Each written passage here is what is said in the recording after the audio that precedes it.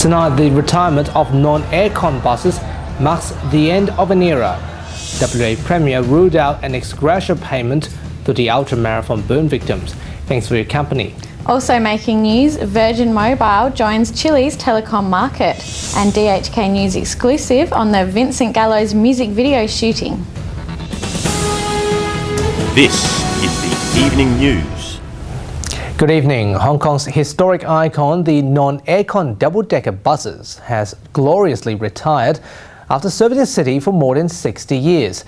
The journey was proved to be special as Kowloon Motorbus dispatched 7 more non-aircon double-deckers to satisfy the public transport fans' desires to take the last ride. While the bus driver who drove the final non-aircon shift said he's glad to be part of the history. After 60 years on the road, it's time to say goodbye. The final non-air-conditioned double-decker, or so-called hot dogs, were assigned to commute Route 16 between Mong Kok and Liam Tin for the last time, attracting more than 400 public transport fans who showed up with their cameras. Some bus fans have gathered together at TST urging the government to establish a public transport museum to preserve some of these buses. The journey has ended an hour later, with cheering crowds gathering at the bus terminal to bid a final farewell. Mr. Wong was the captain for this final non-air conditioning shift and said it's an honour to be a part of the history. The Kowloon Motor Bus said they will preserve 2 of these double-decker buses for commemorative purposes. The rest of the non-air conditioned fleet will be sold. Patryk, Lazarz, DHK News. WA State MP John Hyde was one out of over 500 delegates across the globe that attended the 5th Symposium held by Hong Kong's Anti-Corruption Bureau ICAC.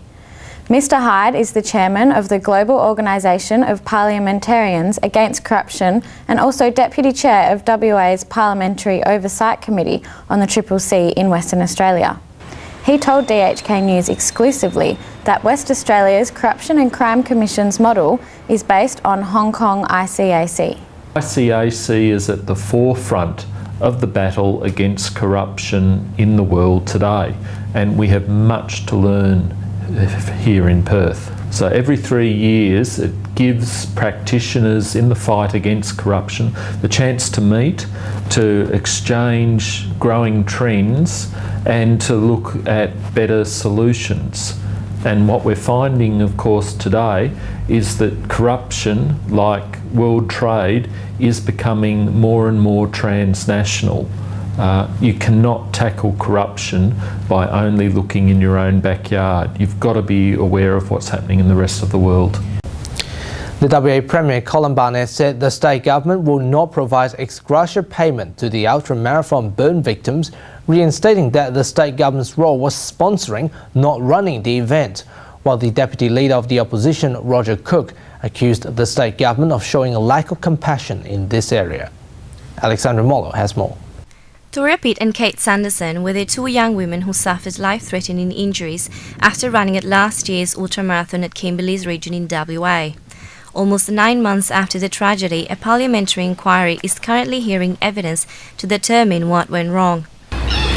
Premier Colin Barnett expressed his sympathy towards the victims but stressed that the state government has no responsibility regarding civil and legal obligations and that all claims should be presented to Raising the Planet and not the state government, who only attended the event as a sponsor. Well, I've said it's not a government responsibility. This was a private event conducted on private property and entrance entered into on the known conditions. So the state government did not conduct this event in any way whatsoever. The state government, through Events Corps, did act as a sponsor, and that's really where the state government role starts and finishes. However, he assured that State Government and Tourism Minister Kim Hames are fully committed to cooperate in the inquiry. On the other hand, Deputy Leader of the Opposition Roger Cook said it is unacceptable for Colin Barnett to walk away from his moral obligation to assist these young women. He also mentioned that the $100,000 initially allocated to cover the event should be used to assist the women in their treatment. Well, I think the Premier hit the nail on the head last week when he accepted that the state and said he accepted that the state had a moral and obligation and responsibility to assist Toria and Kate. The fact that he can make that statement last week and walk away from that commitment this week is quite frankly unacceptable. Alexandra, Mollo, DHK News. Also in the news this week, the WA Police has unveiled its brand new high-tech police helicopter at Jandakot Airport this afternoon. The chopper named Polar 62 was designed and built in WA, with the police spending 6 months on reconfiguring the helicopter. The $20 million chopper can carry out various tasks, including traffic enforcement, police pursuits and rescue missions. This new helicopter cost $20.5 million. It's compared to the old helicopter, it's got a much longer range and much greater carrying capacity. Obviously, it's 20 odd years younger as well, so the technology is there. We expect to have it up very soon. It'll be used, of course, around the metropolitan area a lot.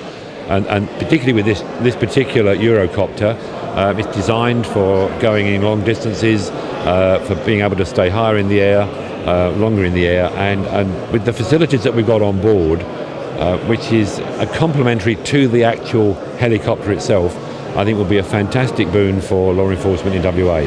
With a state the size of ours, we've got to have a helicopter of this size so it can reach further than our existing Polar 61. City of Perth CEO Frank Edwards has announced his retirement after serving the City Council for more than 10 years. In a media statement, the Perth Lord Mayor Lisa Scafidi paid tribute to his managerial style, leadership skills and experience. It's understood that Mr Edwards will retire on the 21st of September this year. A process of seeking a new Chief Executive Officer will be complete in order to ensure a smooth transition. The Department of Environment and Conservation has reminded the public to be on the lookout for injured humpback whales as their annual migration to West Australia begins. On the same day, writer and environmentalist Jane Ramage has unveiled her new picture storybook, Deep Sea Whale Rescue. The humpback whale migration season has been announced by the WA Environment Minister Bill Marmon, as the whales will embark on a 13,000 kilometres round trip from Antarctica to the north of Western Australia. The epic journey has taken a toll as the animals will use up a lot of their energy travelling, resulting in many whale stranding incidents. The minister has urged the public to contact the Department of Environment and Conservation wildlife officers if they see any beach whales, as they can weigh more than 40 tonnes. If whales are stranded on the beach or you see a whale in the ocean that's entangled in ropes, make sure you ring the professional Department of Environment and Conservation officers to make sure that they are involved in the rescue and not yourself. DEC Chief Marine Officer Doug Cowran said the humpback population is increasing and WA's recovering population is the most successful worldwide. Along with the increase of population, yes, we're seeing an increase in beaches. At the same time, a new children's book about whale rescue is being released. Author Jane Ramage told the media that the book is 7 years in the making, with illustrator Mark Wilson spending 6 months on artworks. Well, it's just the awe and wonder of whales, they're magnificent animals, and what human beings are doing now. We're not whaling them to kill, we're hunting them to rescue. Timothy Seow, DHK News. Chile's telecom market has a new player, with entrepreneur Richard Branson's Virgin Mobile joining the competition. Next month, Chile mobile telecom operators including GTD, Nextel, VTR, Movistar and other networks will get 4G concessions for July 2012. Chile correspondent Brian Ramir Perez has this story. Virgin Mobile Latin America is on track launching operations in Chile, having received regulatory approval from Chile's telecommunications regulator, as well as signing an agreement with Movistar, one of the country's leading mobile network operators. Virgin announced this month is planning to become Latin America's leading mobile virtual network operator. Since then, the company has made significant progress towards its goals to beginning commercial operations in many countries. Chile will be its first commercial operations in South America. With 19.4 million cell phones distributed across Chile, there were nearly 1.1 cell phones for each of Chile's estimated 17.1 million citizens. For DHK News, Brian Ramirez, Santiago de Chile. A team of musicians were shooting a music video at Murdoch University with assistance from film students. The Vincent Gallows is a 4-piece band with similar musical taste. as they started off as good friends, while the MV director is optimistic with the product. I'm very excited. It's something we've been looking forward to for a long time. I'm working with Ben. He's a good director, and I'm just, very happy about that. There was a few issues with batteries running out and lots of battery changes, but it was good. It was a big learning experience, but all in all, I think it went pretty well. The music video called You're on a Roll will be uploaded to YouTube early next month. And finally, a quick reminder, coming up later this week, the WA state budget for 2012 to 2013. A special English news summary will be presented on DHK News for all the latest, so remember to join us for that. And that's how the world looks tonight. See you on Thursday. From the Perth News Desk, good evening. Good night.